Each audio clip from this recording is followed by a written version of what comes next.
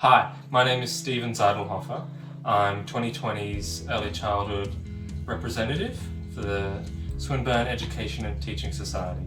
Today I'm here with Glenn, who's going to talk a little bit about his experiences in teaching.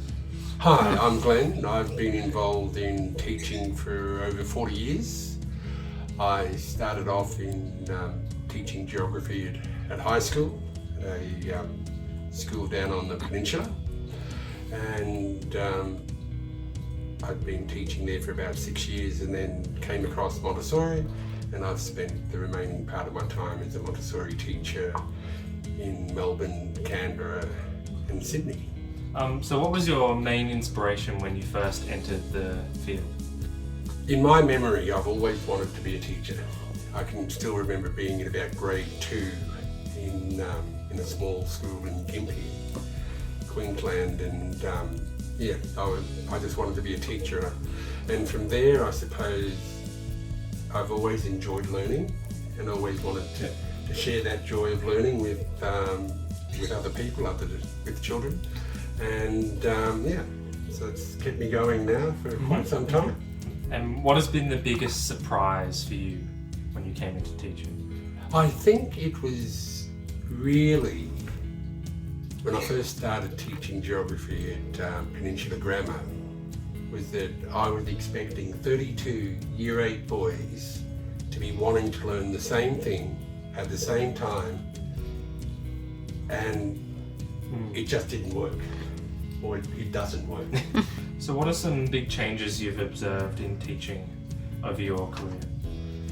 Yes, I guess as a Montessori teacher, I've been in a small area of education where things have been pretty stable throughout my career. I've taught Cycle 3 or grades 4, 5 and 6 for most of that time. So I'm sort of looking at education as almost as an outside observer as far as traditional education goes.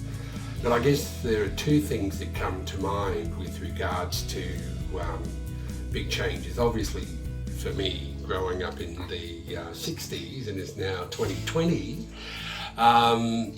digital technology is by far the biggest thing, and the impact it's having on education, for good or ill, one might say, is immense. Yeah. Okay, so I think that's now become a given, I suppose, when you think of education for more than 20 years. The second one is throughout most of my career, when I've observed what's been happening in mainstream education, is it swings back and forth from various things. Will we teach grammar? Won't we teach grammar? Oh no, we'll try the whole school, or I can't remember what it was called now, a holistic approach for language. Oh no, now we need to go and teach grammar. And then, so there are certain things that swing about, and the concept being that education has to change to improve, rather than doing what you're doing better, or sticking with what you're doing so you do it well. And I guess, can you tell us a little bit more about Montessori?